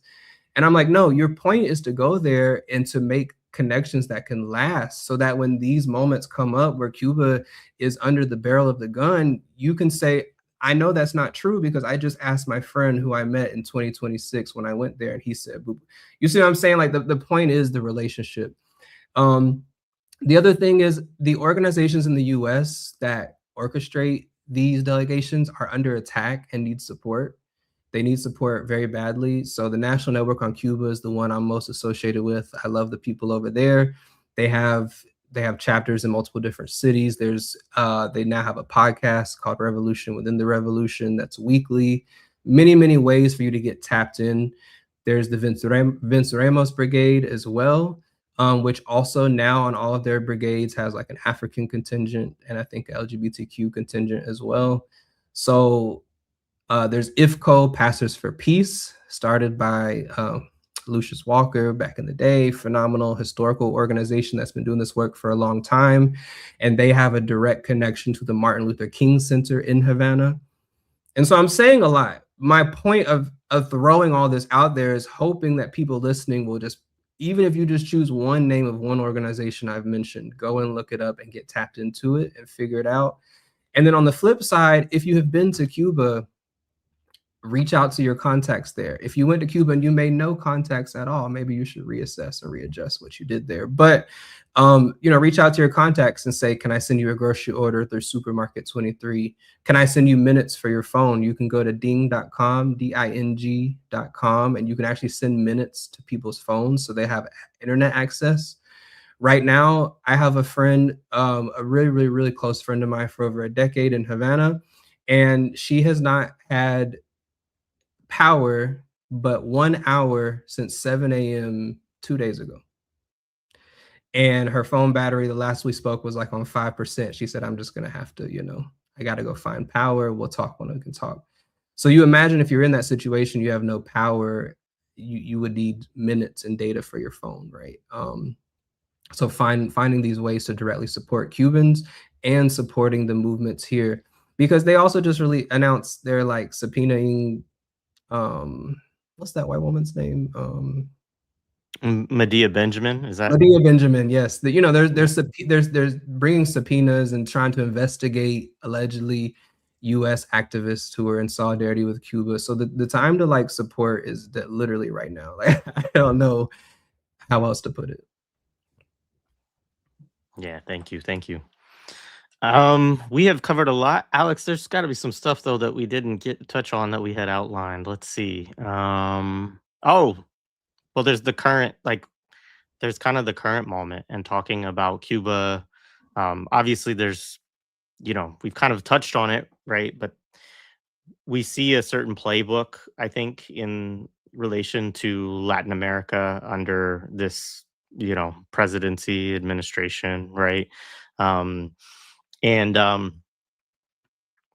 So maybe we could talk a little bit about kind of the current role that Cuba plays regionally, and as well as like this broader, like what more can we understand about the kind of approach that the Trump administration is taking, in Venezuela, in Colombia, Ecuador, Cuba, Mexico, right? Like what seems to be the strategy here, or is it just like a kind of repetition of a set of tactics, right? Like what do we think about all of this?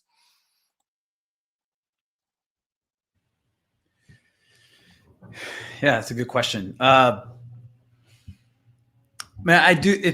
This goes back to last year when the Trump administration published their new national security strategy, right? And it was pretty explicit in that strategy that they're conceding that they can't compete militarily or economically with China in Asia, so they're going to do a retrenchment and reassert U.S. imperialist power in Latin America, which is kind of like an interesting thing to think about, right? Like as if it ever went away, but it hasn't. But one of the things that I think has motivated both political parties in the U.S.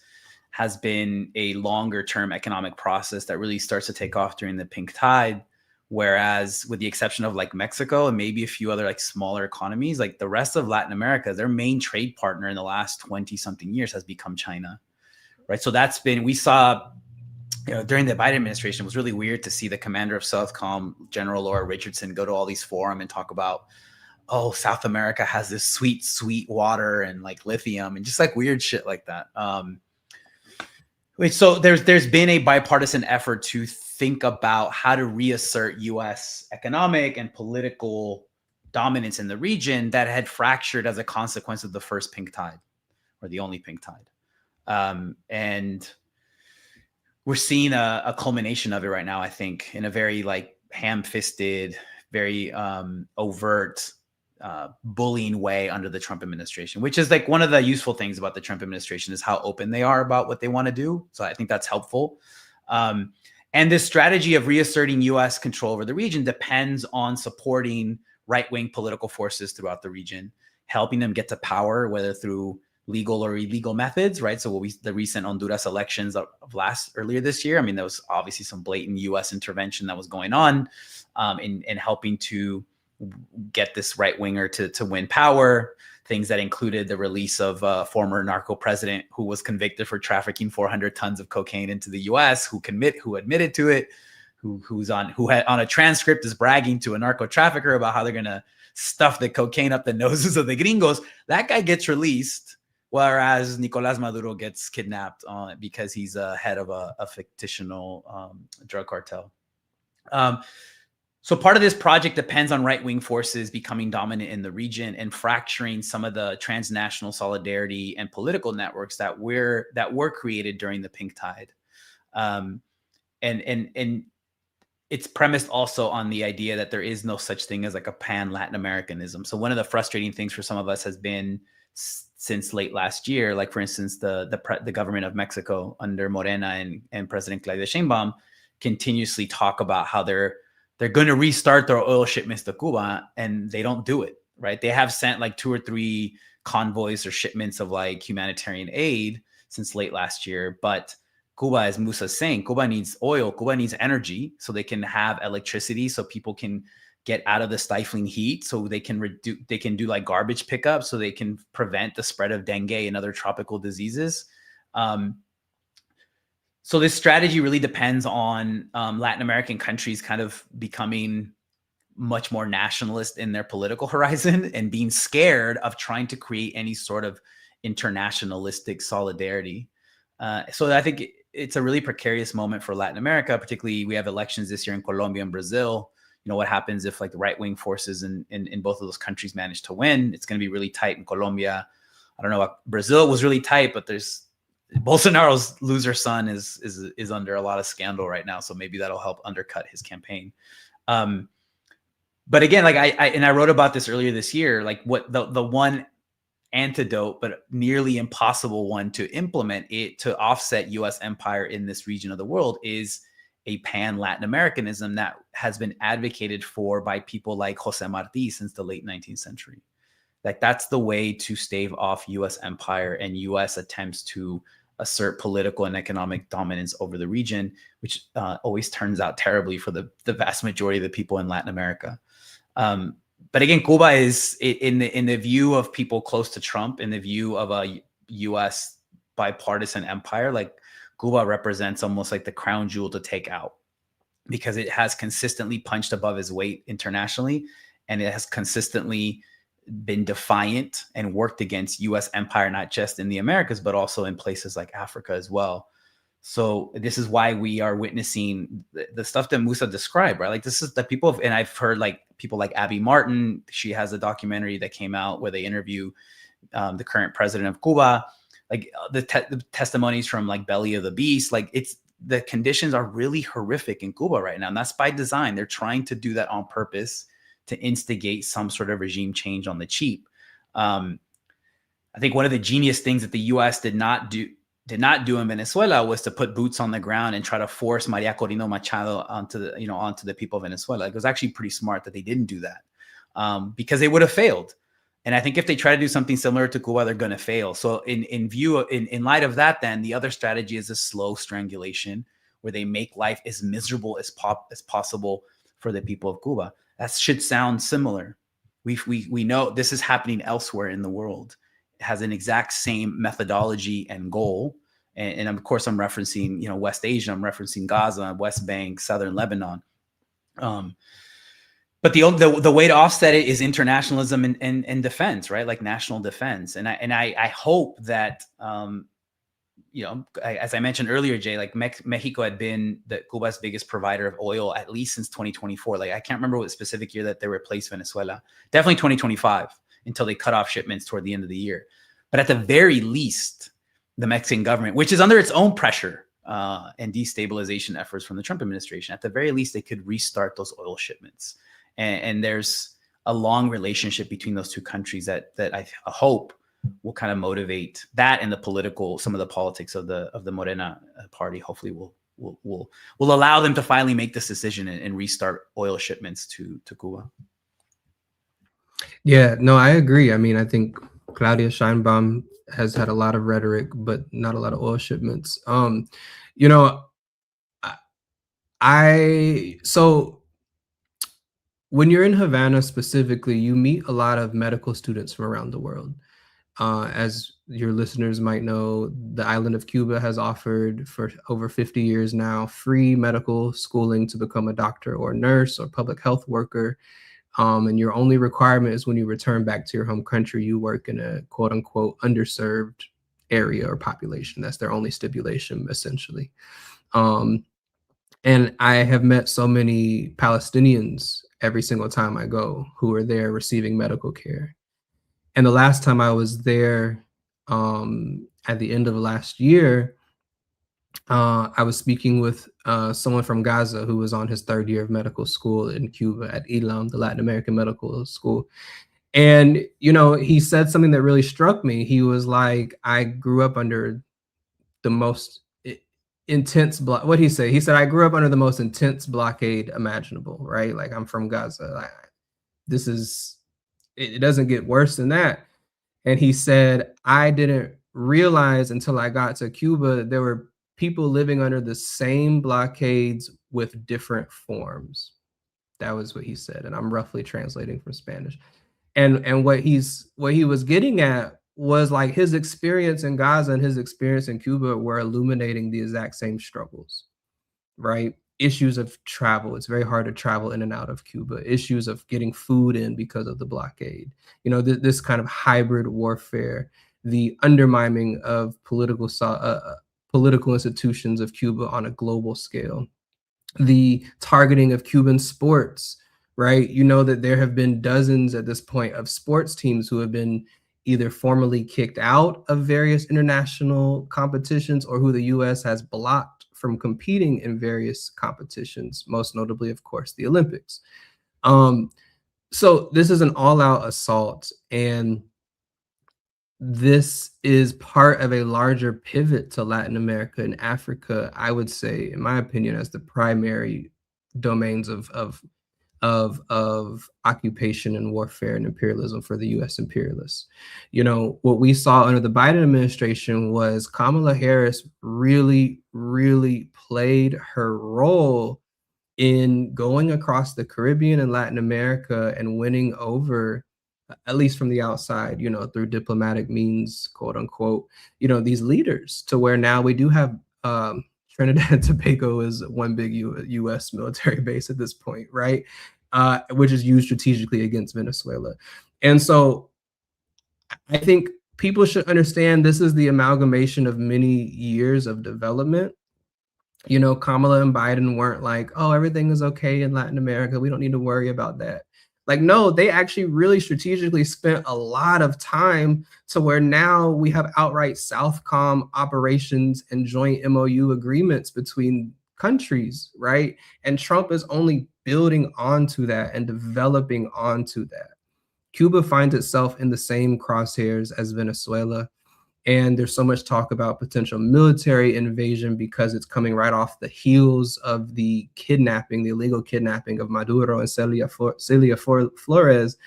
But I also want to remind people that they literally had to shoot through Cuban guards who died to get to Maduro and the first combatant, the first lady, Celia Flores.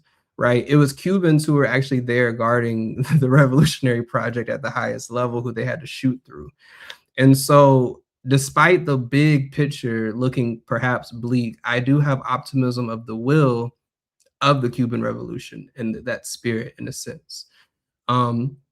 You know, when I get hungry for a few hours, I turn into a different person. I'm very mean. I'm very not revolutionary. When I am on the phone with a Cuban comrade who hasn't eaten in 15 to 24 hours, and they're asking me how my day was, and they sound chipper, and they want to talk about how they hate the imperialists, and they have a fortitude about them that I think is created by the same measure that the oppression is created. I mean, you kick people down enough, you're also building up their capacity to fight back, right? And I think this is what we're seeing across Latin America right now. And lastly, I will say I do want to shout out the Black Alliance for Peace. Y'all know I'm a member of the Black Alliance for Peace.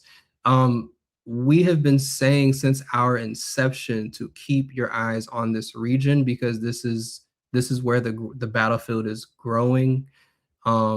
This is like, you know, I don't want to say ground zero, as West Asia is quite literally taking imperialism on head to head, and you know, I say glory to the resistance. But I think in this region historically, the U.S. is cutting its losses in a sense in relation to China, whereas there's an economic influence of China growing in the East that they're realizing more and more they can't compete with it, whether they admit it or not. So what do? You double down on what you have historically called your backyard or your front yard, and I think that's what we're seeing right now.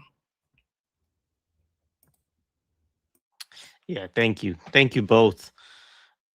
I think this is a great place to kind of wrap up. Is there anything that either of you kind of want to say just in closing? Appreciate this conversation a lot. Alex, thank you so much for all of the historical, knowledge that you brought. And Musa, really appreciate just the, the grounded experiences and everything, your analysis as well. So, yeah. I think one thing that I'll quickly mention it is another thing to appreciate from the as a legacy of the Cuban Revolution is the cultural impact that it had.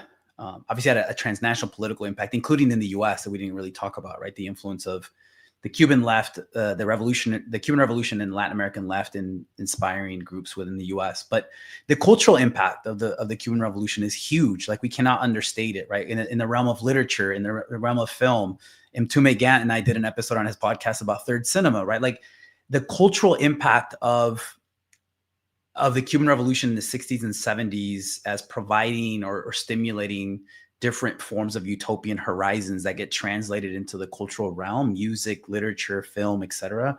I think it's really important. And when I went on Mtume's podcast and rewatching some of like these third cinema films, or to listen to the music, or even like literature that came up, it's a really powerful thing that I suggest people check out. It was a really important in the cultural realm. I think it was really important. In that connection, when he won the Nobel Prize for Literature, the Colombian writer, long friend of Cuba till he died, Gabriel Garcia Marquez, in his speech, he poses interesting questions about why Latin America was not allowed to enjoy some of the political processes that like Scandinavian or Western European countries were allowed to, right? Why weren't Latin American countries allowed a modicum of even just social democracy?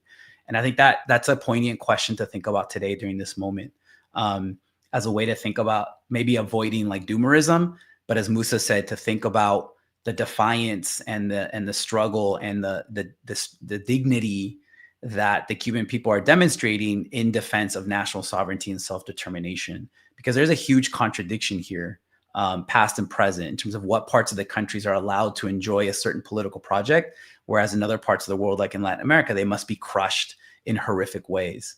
And, the Chilean folk singer Víctor Jara has a famous song called El Derecho de Vivir en Paz, the right to live in peace.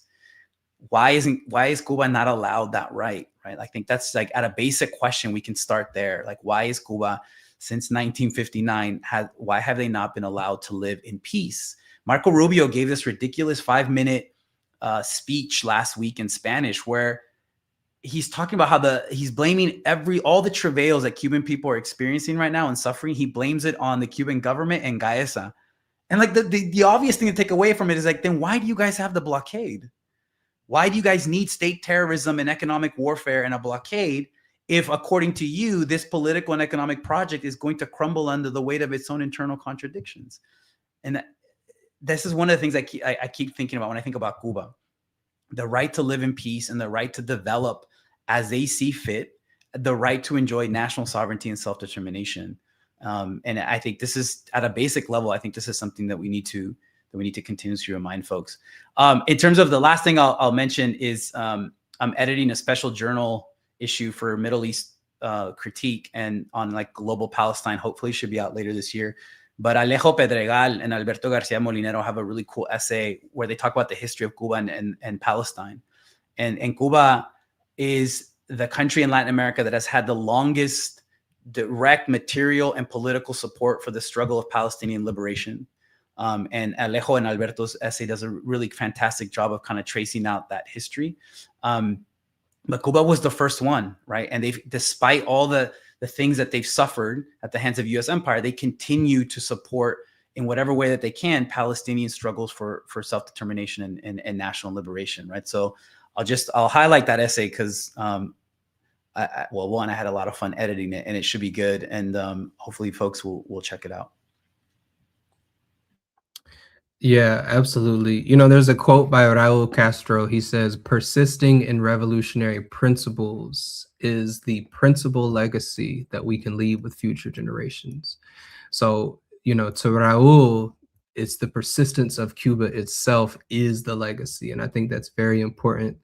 I would just tell people, because I know your audience is filled with a lot of people who are on the left, whatever that means in this country, organizers, activists, scholars, these kind of things.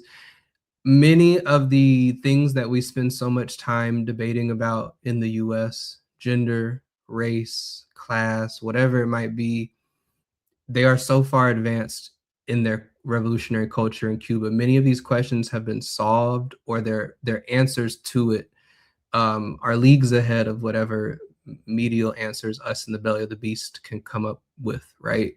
So I would just really ask people to tap into and learn what Cuba today, what it actually looks like, what the organizing looks like. They can check out groups like the one I'm a part of, the Red Barrial Afrodescendiente, the Martin Luther King Center and Popular Education in Cuba. And then here in the US, the National Network on Cuba. We're in the final stages of wrapping up this film project with Black Liberation Media.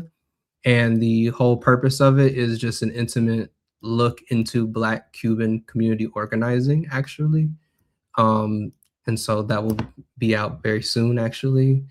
And, you know, I would really challenge people to, if your history and knowledge and understanding of Cuba stops somewhere around the 1980s or maybe 95 with the special period, look at the case study of from 2000 to 2026, how this island has survived. And you will feel so astounded, right, that they have managed to persist, managed to maintain. That, to me, that persistence makes me feel as though there's a duty to support it, is what I'm getting at. And so, and then my very, very last thing, my very last point, I don't want to preach, but throw the third way politics away and become an anti-imperialist. We don't need the nuance mongering, okay? Kill the Chomsky in your head. Move on. Move on. What we need is outright anti-imperialism. We don't need, I don't support this, but I support, no, none of that. Support the revolution, support Cuba, support Cubans, support the Cuban revolution. Throw the third way Chomskyism, nuance mongering in the trash, because clearly it hasn't helped anyone and it's only helped us get to this point. And so organizations like the National Network on Cuba are unapologetically anti-imperialist. The Black Alliance for Peace, unapologetically anti-imperialist. I think we're at a stage where all this in between, middle ground, DSA, boo, boo, boo, we don't have time for this anymore. Like people are starving in Cuba, an island that had eradicated childhood hunger just years ago. And so come over here to the left. We're ready. We're waiting for you. Become an anti-imperialist. Get rid of the third way stuff. Long live the Cuban Revolution. I'll stop there. Oh, thank you. Thank you. Folks, make sure to refresh the page. I did add links for National Network on Cuba, where you can check it out, check out the brigades, everything else there. Musa and Alex, thank you so much. This was just awesome conversation. I learned a lot, and I'm sure the audience did as well. And it was just like, you guys are great. So anyway, thank you so much. And oh, one note to make, you mentioned Middle East critique. I am recording an episode with Matteo Capazzo this evening too, so that'll be coming out soon, and he edits Middle East critique so I just wanted to shout him out as well. But thank you both. This was great. Claudia, thank you for the super chat. All right. Appreciation, everybody. Long live the Cuban Revolution.